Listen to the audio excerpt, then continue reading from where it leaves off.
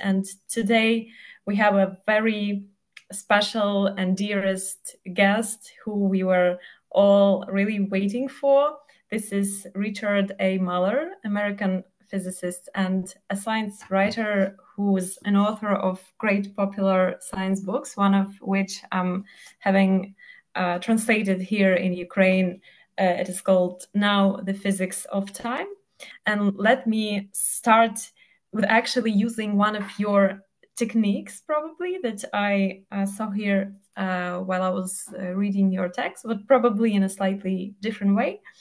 Well, since you greeted me and I greeted you, and since we had this little introduction in the beginning of our conversation, you said a few words, I said a few words, Alessa said a few words about you, about us. And since it all started, some of the time has already passed, and a piece of our conversation is already behind in the past, and some other piece is still to come, I hope, in the future. So this conversation is not something really, really long, but it still already has its past and its future.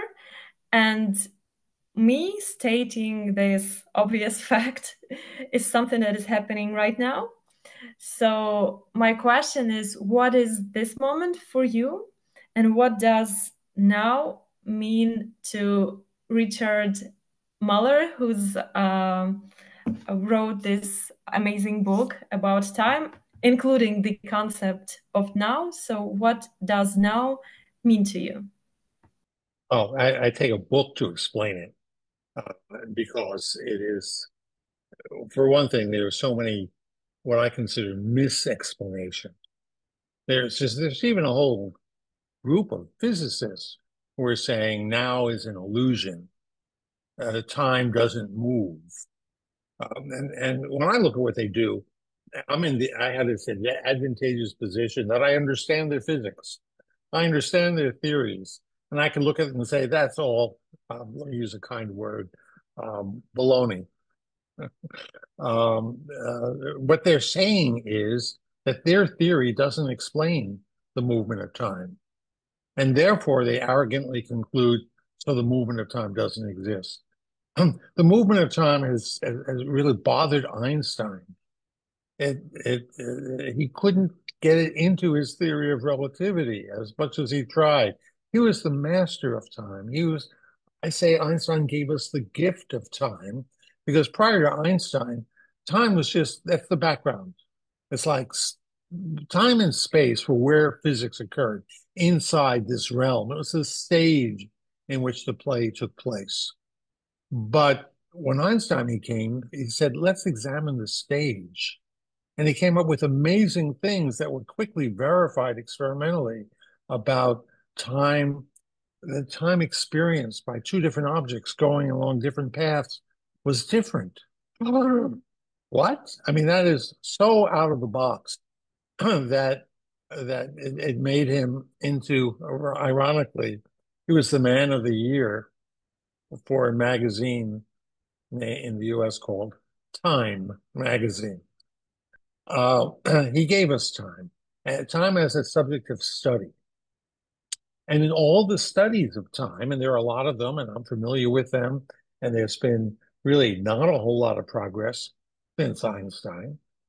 The one thing that Einstein despaired of was this movement of time. Why?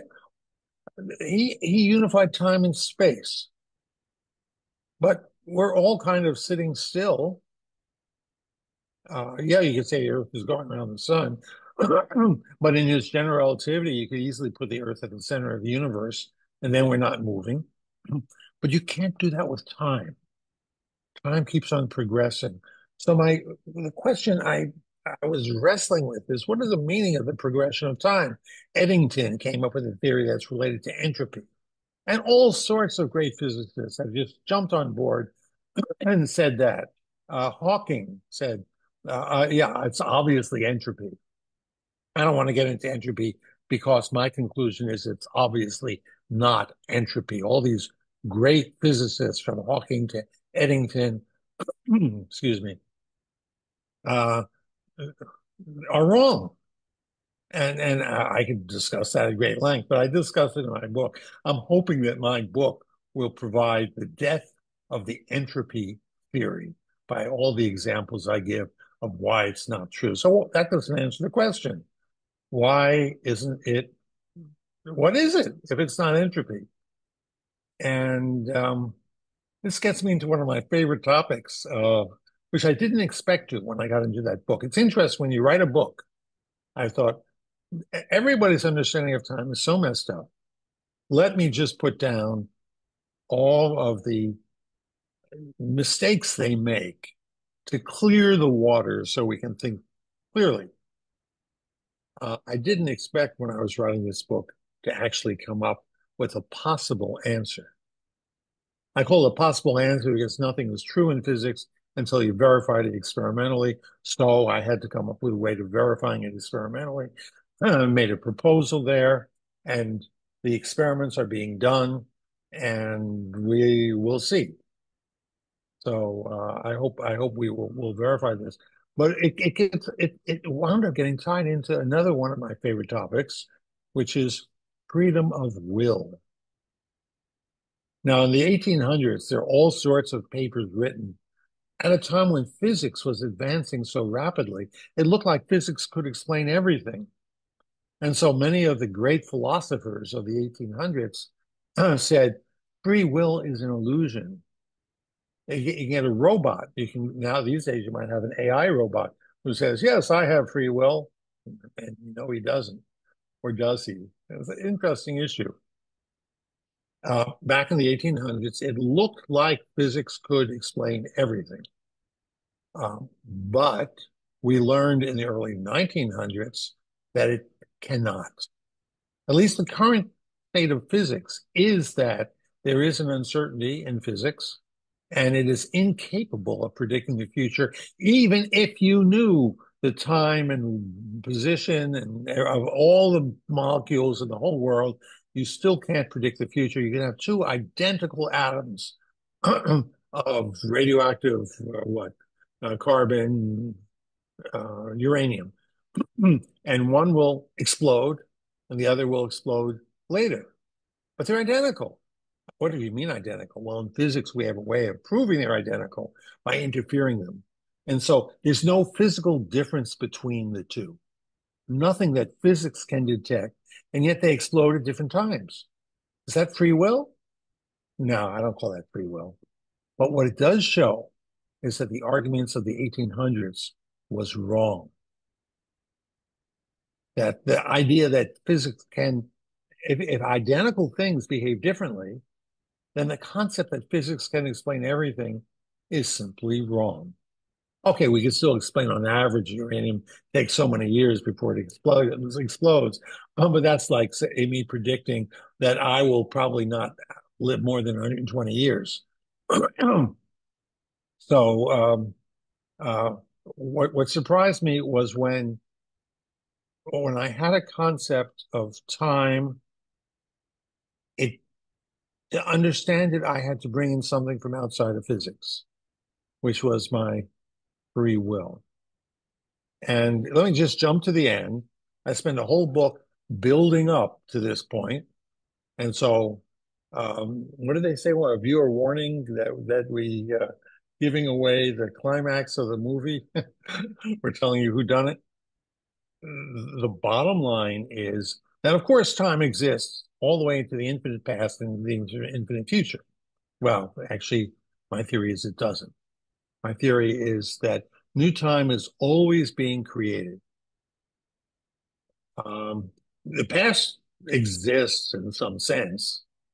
We know of it. We can describe it. Some of us remember things of our own lives. You remember things of your own lives. So in that sense, the past is there. Some people think you can go back to the past and change it, and there's lots of science fiction on this. According to my theory, no, sorry, science fiction fans, you can't go back in time and change things. If you could, it would deny free will. Now, free will is not a solid result.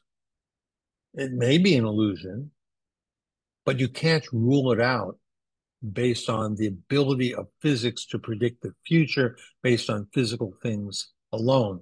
The decay of atoms shows that physics can't predict everything. That allows free will to exist. So I think free will does exist, and it doesn't mean that I'm not influenced by my parents and my friends, but wrestling with this concept of free will is something I try to do in that book.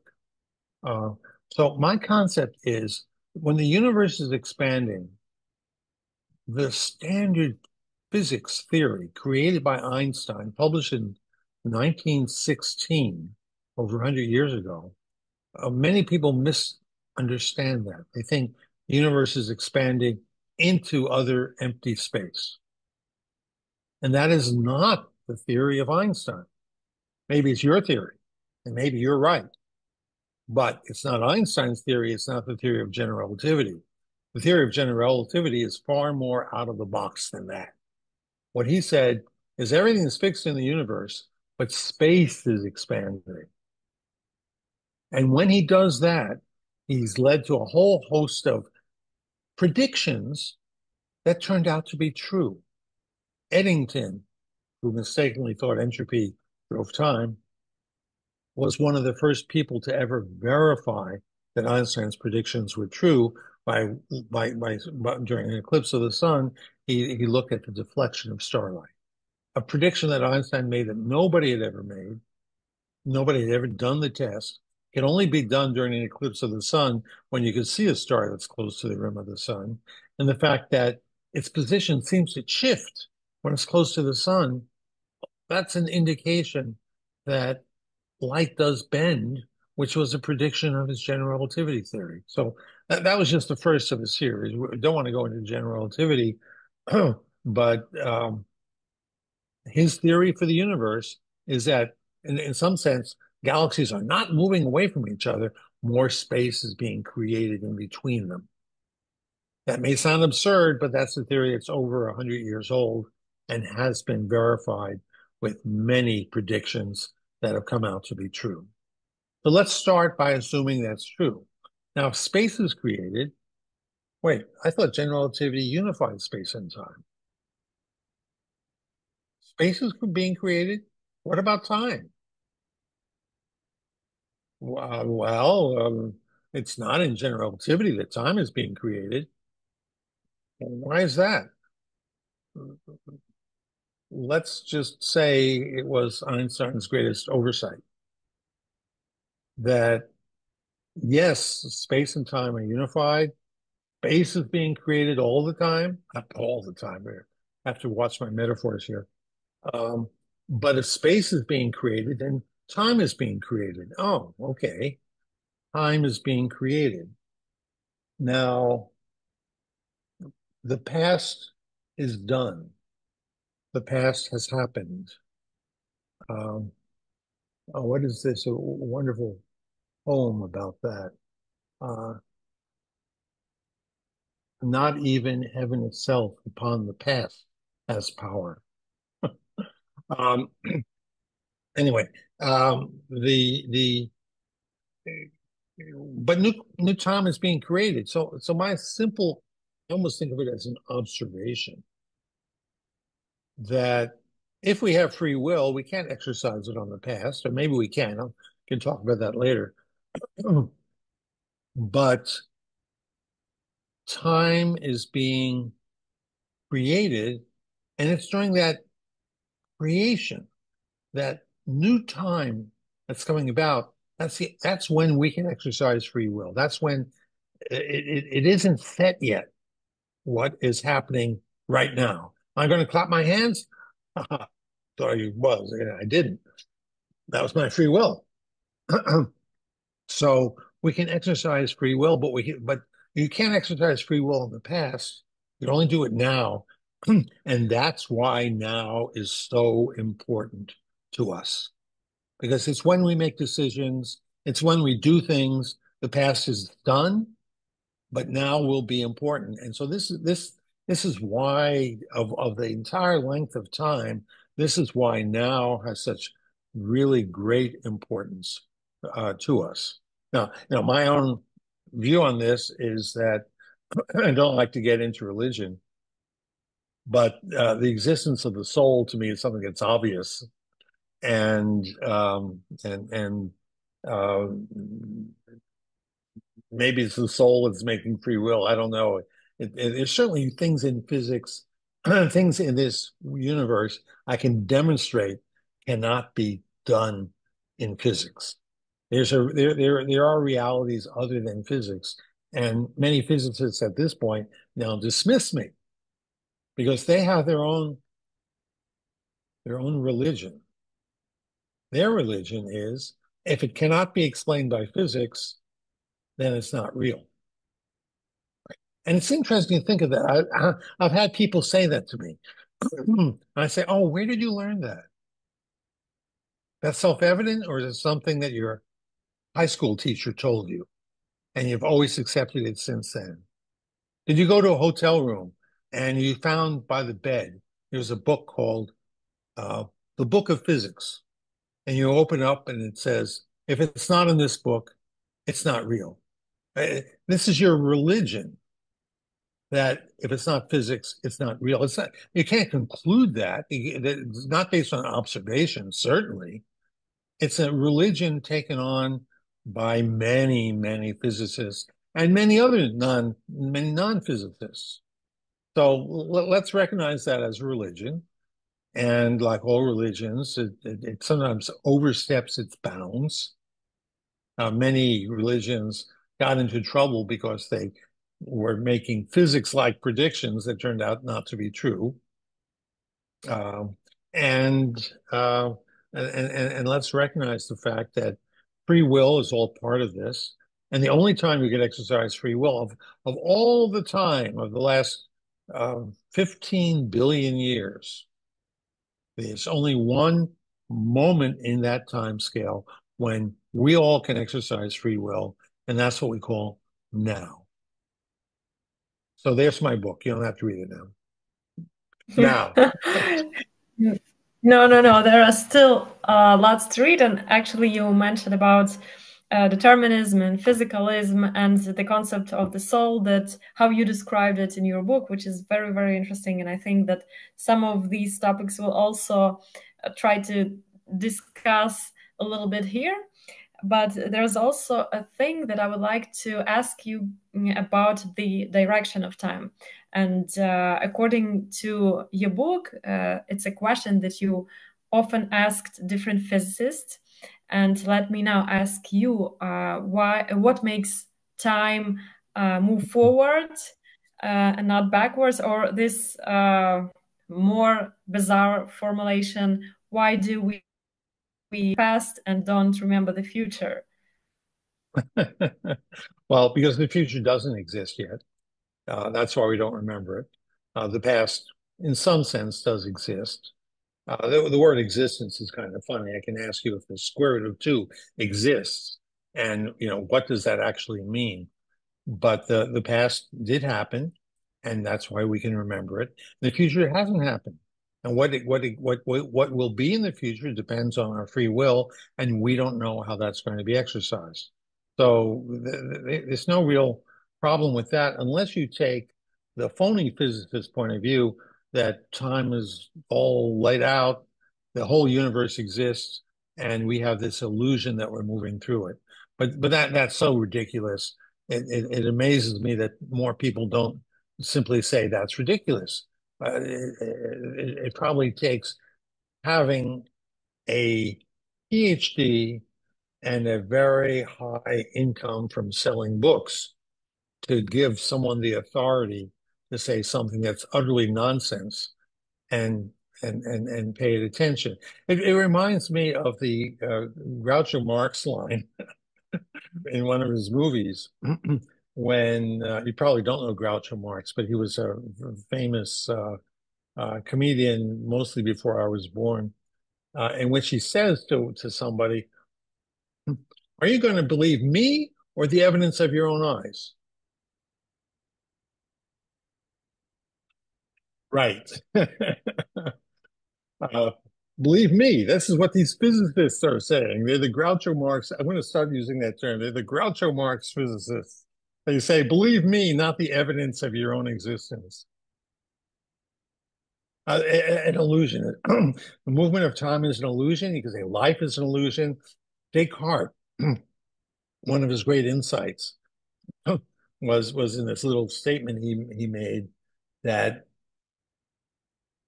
I can doubt everything except my ability to doubt. Thank you. There's also something about the future, which is, oh, I'm sorry, I have to admit another person. Well, the future is something that we're in one way curious about, but we are also sometimes anxious to think about it. And my next question, I don't want it seem provocative because as I've already heard from your book, but I mean, speaking about time, it's all provocative and speculative. So even if I try, it will be hard not to. But and especially including the fact that from your book, I realized that you're not a huge fan of the idea of determinism and that you're actually not really fascinated about the Well, let me just interject. doubt.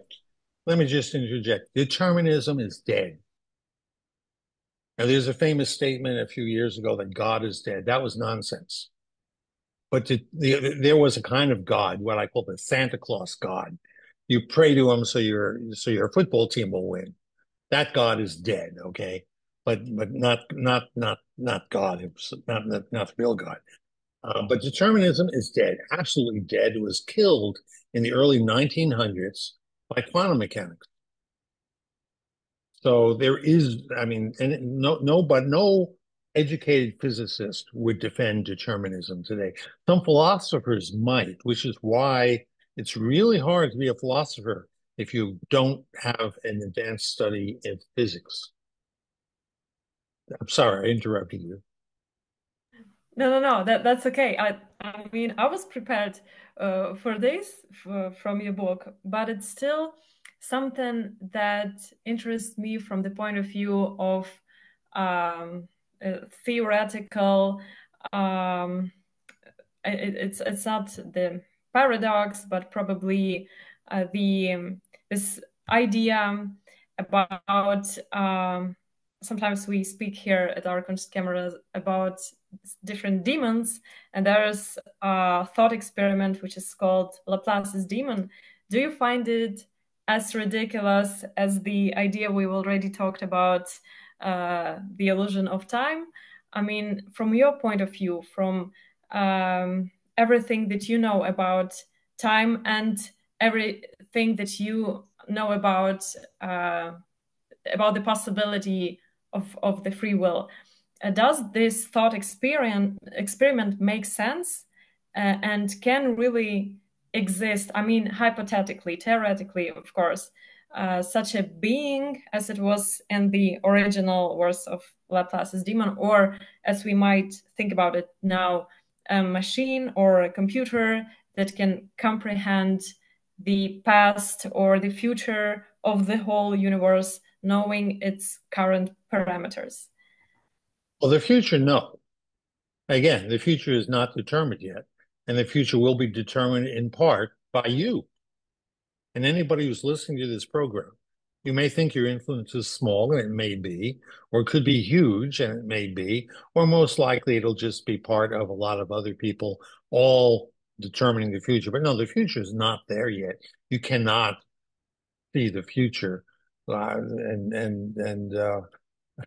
I mean, some of this is more evident than the rest. I like to look back on my past and talk about the things that I never predicted, never saw happening, and yet did occur. The latest AI revolution is one of them. Here I am. I know physics. I know math. I didn't see this AI revolution happening. I didn't see it coming. could not have predicted it, or at least anyway. But I'd like you to be a little bit clearer in your question. Could you give me the question again? Do you find the idea of this experiment thought, which is called Laplace's demon, ridiculous, or does it make sense? What is? Tell me what Laplace. Not only for me, but for all of our listeners, explain what Laplace's demon is. I think that you actually answered that part that I was asking, because it was interesting for me if we theoretically can understand, can have the data about the state of the whole universe in like the future or the past. You said that it's only possible in the future, knowing its current parameters. So I think that you actually answered this question. Okay, I guess Laplace's demon is determinism. It's the thought that there might be something, machine or person or demon, who can see the future. But how dull that would be. If that demon could foresee the future, then there's nothing that the demon can do about it. Okay, well, great. It's like the story of the judge who was told by the prisoner who had just been convicted of multiple murders. And he said, "Judge, it wasn't my fault. This is all brought about by all these influences on me. And there was nothing I could do other than commit these murders. So it's not my fault." And the judge says back to him, "I understand completely. And it's not my fault that I'm sentencing you to die, to be put to death and executed. It's all the influences on me in the past. So don't blame me either." Thank you very much for this answer. We sometimes speak here about either like demons, as we already did, like Laplace's or Maxwell's, sometimes about paradoxes, and these ideas, like paradoxes as well, they kind of, I don't know, stir up our imagination in particular.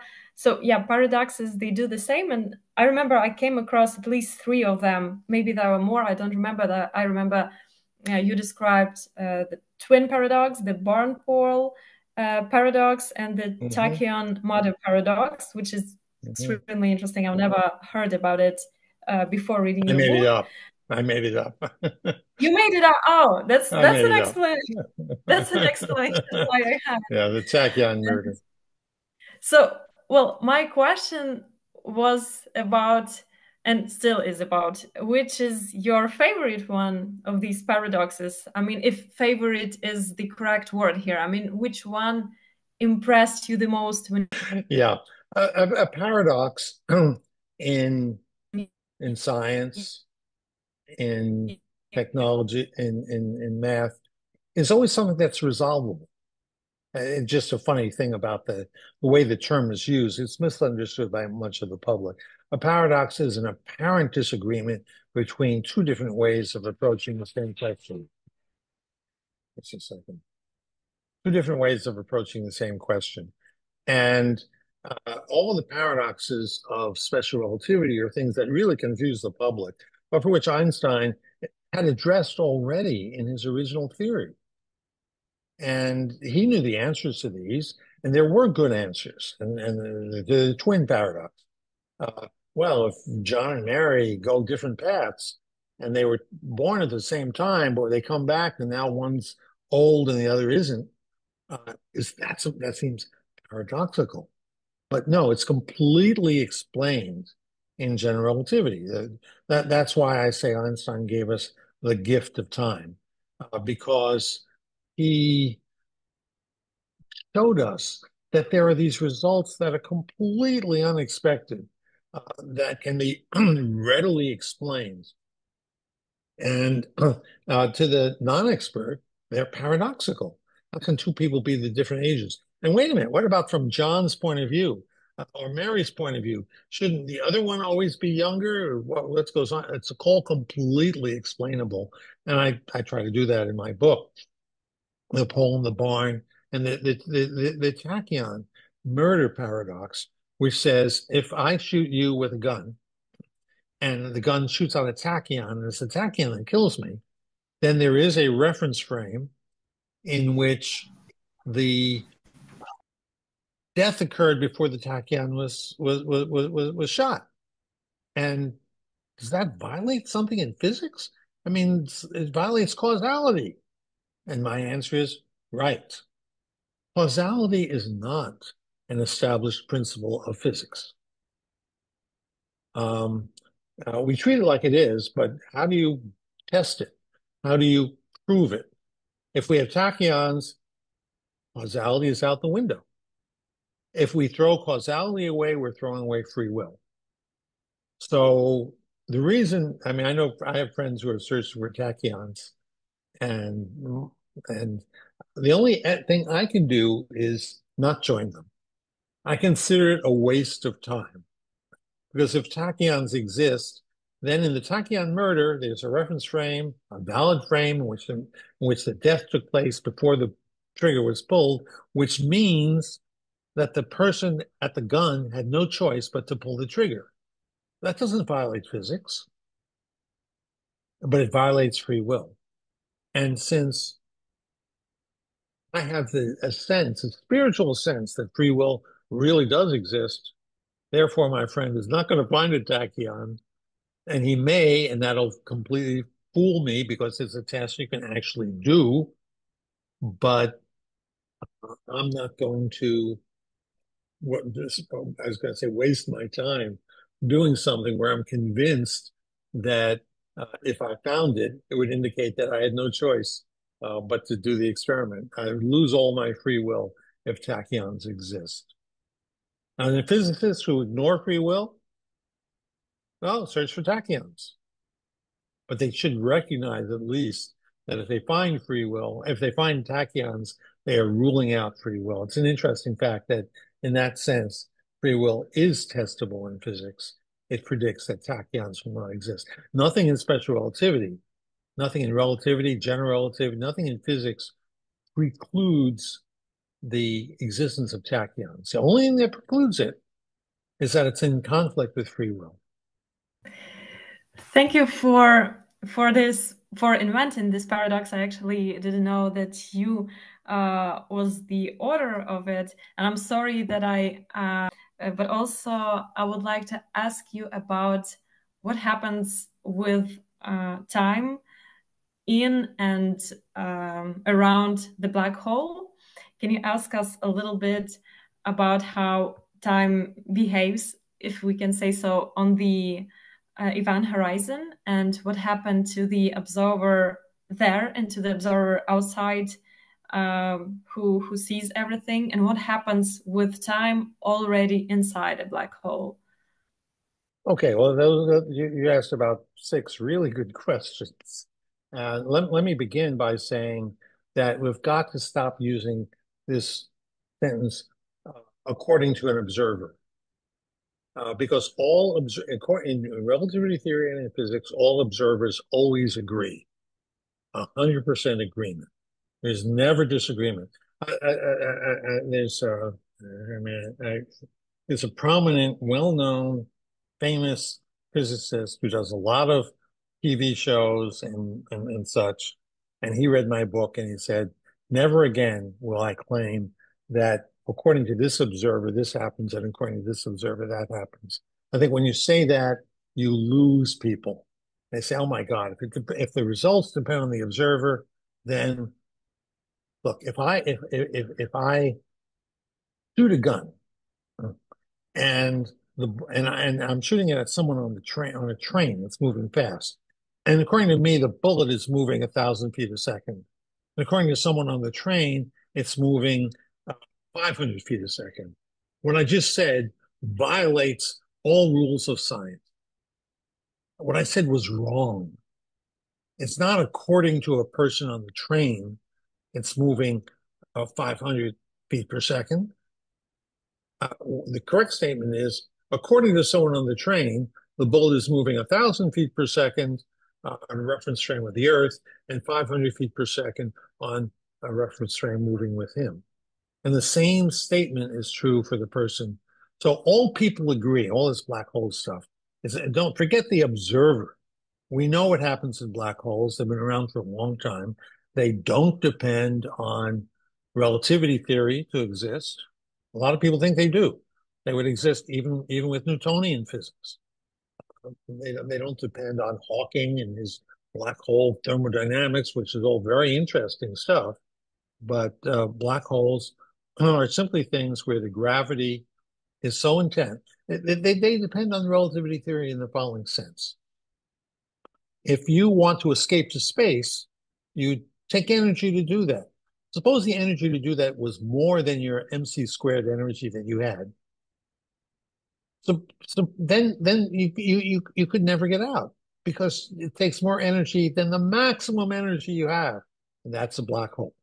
Black hole is simply an accumulation of mass where the gravitational pull is greater, more energetic than the total amount of energy you could possibly expend in getting out. So it's not a very deep concept. It's often presented as very mysterious. Where it gets strange is when you start applying Einsteinian relativity to it. And this has been depicted correctly in several movies, in which, as you get close to a black hole, time slows down enormously. At the surface, it essentially comes to a stop. But you experience that in your own home. When you go downstairs, time speeds up. And you go upstairs, it slows down. Now, this is not anything new. And not only that, but we can measure that in your home. We have clocks that are good enough now that we can do the whole twin paradox thing. Have a clock down here, click, click, click, click, click, but it has to be a really good physics clock. And then you take one upstairs, leave it up there for a few minutes, and bring it back down. Now they will disagree. Well, that's because what they show is how much time has expired in their own environment. And when you go up higher, I guess time goes faster when you go up higher. So these things are all well known, and the black hole is simply an extreme. Now, it gets to the following wonderful, wonderful extreme. Suppose I jump into a black hole, and if it's a big black hole, I will survive. Then how long does it take me to reach the surface of the black hole? It depends not on the observer, but on what reference frame you use. That's important to know, because all observers agree that in the reference frame of the Earth, with the black hole over there, the amount of time it takes to reach the surface of the black hole is infinite. So you can't go in a black hole, at least not in that reference frame, not in the Earth's reference frame. But if you consider a co-moving reference frame, one that's tied to you, then you get into the black hole pretty quickly. And now you're inside. And you say, what's going on outside? Well, they've gone past infinity. What? The time frame outside the black hole is past infinity, but here I am? Let me go out and see. Catch, you can't leave the black hole. Can't go back out. It all fits together in a marvelous way.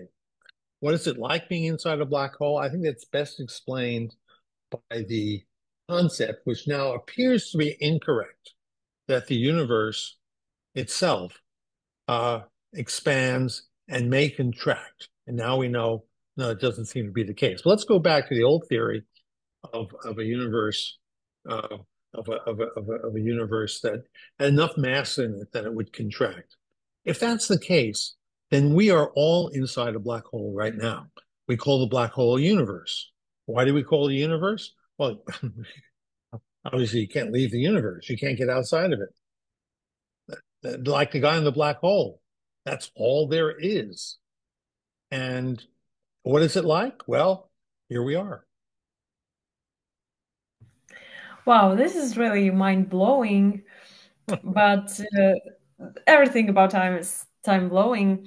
Okay, at the beginning of our interview, you already said that time travel, I mean, traveling back in time, no, sorry, impossible. But what would you say about traveling to the future? Like, because it is believed, I mean, believed, well, that's what some physicists say, that you just have to accelerate well enough and it will be possible to travel to the future. What would you say about it? Is it, I mean, again, theoretically possible to travel in future? And Oh, whoa, what? whoa, whoa, whoa, wait a minute, wait a minute, wait a minute. We are all traveling to the future right now. Now, what's the question? Can you travel to the future quicker? If we weren't traveling Yes. to the future, there'd be no flow of time. Well, you could travel to the future quicker by going to sleep. And you wake up and, oh my God, it's 8 hours later. So yeah, we can travel to the future. So we put us in suspended animation. Could we slow my own personal time down by making me go fast? And then I will be the same age I am now, but the universe will be 1,000 years older. Yeah, we could do that too. It's sort of like taking a nap. You travel to the future. Travel to the future is what we do. So the question is we can travel to the future. The trouble is we can't come back. The way we do it right now, there's no magic. So that's Oh, why what do you I. mean no magic? This is one of the most magical things in the universe. The flow of time, free will. I mean, compared to here's magic. Want to see magic? Watch this. Okay, ready? 1, 2, 3. Boom. There. Is that magic? No, that's not magic. And the real magic of the world is the world. And just because it's common and you take it for granted and you're used to it doesn't mean it's not magic. It's magical. Okay, thank you for that. And another one question that it's like the last from me. My last question is always, yeah. So as I said, my last questions are sometimes the strangest, and this one came up to me when I wrote about how you described flies, that they are faster than us, and our behavior for them is like, I'm not quoting you, but it's like it's slow motion for them. We are slower than flies who lives shorter lives and can do fast things. So it seems like other species generally perceive time differently than humans. Like they don't keep calendars, but they have their own rhythms, their own Mhm. cycles. And the last time when we had this Kуншткамера, I mean, 2 weeks ago when we had to talk to you for the first time, I remembered this because we started just chatting about time and its weirdness and paradoxes together within a group. And I remembered these creatures who are periodical cicadas with their 13 and 70 years life cycles. And these are only the creatures who live here on this planet with us. And the crazy question is, have you ever wondered what the perception of time might be in some other intelligent being somewhere outside of Earth? And this question Just is. read Tolkien. And Tolkien talks about this in beautiful precision. The Ents, ENTS, those are trees. And they think if you do something in less than a year, you're hurrying. So what you're talking about is physiological time. And physiological time is quite different. Our physiological time is set by our size, by the speed of nerves, by how rapidly we can, if you put your finger and you accidentally prick it, you pull away before you even know it's been pricked, because the nerves don't bother going all the way up to your brain. They just say, get back out of there. So physiological time is something different. Many people get hung up on that. And I just ask, the glory of physics is that we can discuss reality without discussing the human perception, colors. So greatest illusion of all time is you look at a TV screen and it's white, and if you go up to it with a magnifying glass, you discover there's not one pixel of white in that whole screen. It's all red, green, and blue. So we have all of our illusions and so on, but physics stands apart from those. So that's physiological time. And that's an interesting subject, but it's not the subject of my book.